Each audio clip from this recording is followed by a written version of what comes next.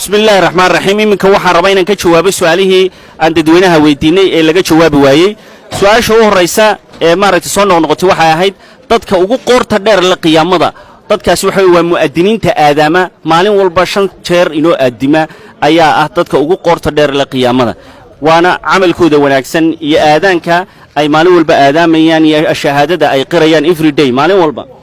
gabadhii soonka badnayd ee salaada badnayd ee nabigu uu qabay waxa weeye Xafsa bint Umar bin Khattab waa Xafsa bint Umar bin Khattab gabadhaas ayaa maaragtay nabigu kaleey salaatu wasalaam loo sheegay intuu furay dalqad ku furay ayaa malagii ku yiri gabadhaas soo cishiso oo soo rajciso sababtoo ah waa gabadh soon badan oo salaad badan waana mid kamid ah xaaskaaga jannada maarag labadii dardaaran ee u dambeeyay ee rasuulku dadka u dardaarbay waxa weeyaan waa salaada iyo waxa gacantiina ku jira oo ah adoomada oo dadku bariga hore ay dulmin jireen ayuu rasuulku kaleey salaatu wasalaam u dardaarmay dadka islaamka inay salaada ilaaliyaan iyo dulmigana inay iska daayaan maaragtay dadka la dulmin jiray ninkii maaragtay nabigu ku tukaday sallallahu alayhi wasallam salaada ghaibka isagoo maaragtay ka maqan janaasada uu ku tukaday ninkaas waxa waa Najaashi waa ninkii boqorka ka ahaa dhulka xabashida ee saxaabadu ay u hijrootay ninkaasi markii uu dhintay buu nabigu salaad ku tukaday Najaashi baa la dhahaa naanaystiisa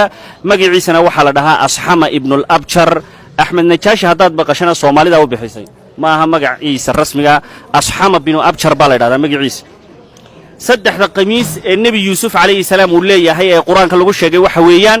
qamiiska koowaad waa qamiiskii marka waxa weeyaan ay walaaladii ka been abuurteen ee dhiiga beenta intay maaragtay ku soo mariyeen ay aabahood iyagu ooyaya habeenkii ay u keeneen khamiiska labaadna waxa weey waa khamiiskii dhabarkiisa la jiiday ee marka la gooyay xaqiisa dambe waquddat qamiisuhu min dubur xaga dambe laga jaray kaasna waa khamiiska labaad khamiiska saddexaadna waxa weey waa khamiiskii uu nabi Yuusuf uu lahaa ee intuu iska bixiyay uu yiri aabahay oo nabi Yaquuba wajigiisa ku tuura dabadeedna Ilaahay indhaha u fiiqay Ilaahay indhaha u soo celiyay tabaaraka wa tacaala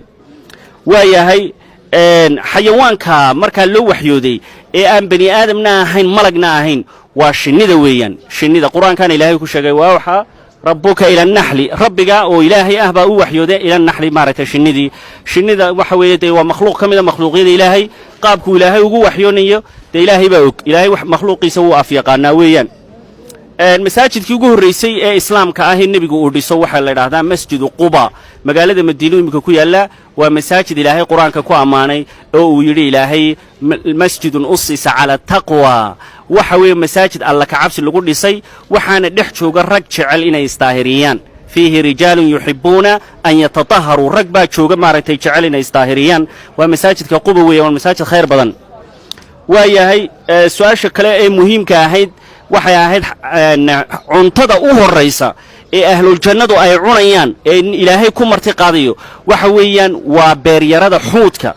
waxa la yiraahdaa kalluunka weyn ee nibriga ay Soomaalidu taqaano ama libaax badeedka waa kalluun weyn oo badda ku jira ama malay dadka qaar baa malay u yaqaan kalluunka beeryaradiis marka nabiga sheegay oo wuxuu dhahay kaleey salaatu wasalaam kabidu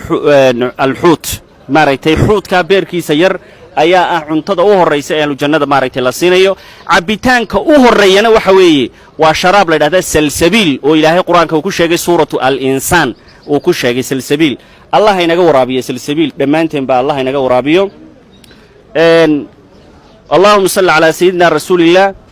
shaydaanka dadka ka waswaasiya salaada dhexdeeda ku waswaasiya waxa la yiraahdaa khanzab la yiraahdaa nabigana sheegay oo mar Allah marka salaada gasho ku dhahay aniguna way kan oo marka balaayu kugu daaraya iyo adduunyo ayuu maskaxdaada ku ridaya ilaa aad garan weydo inta tukatay ma 3 ba ama 4 ba shaydaanka khanzab baa ku shaqaysta arrimaha oo salaada maaragtay dadka ka waswaasiya subhanallah inahaasan ku soo koobaynaa insha Allah ta'ala waxaan u mahad celinayaa dadka iyo dadweynaheena kale halkan taagan ee iyaguna maaragtay gacmaha furan ugu soo dhaweeyay aad iyo aad baa u mahadsantihiin jazaakumullahu khayran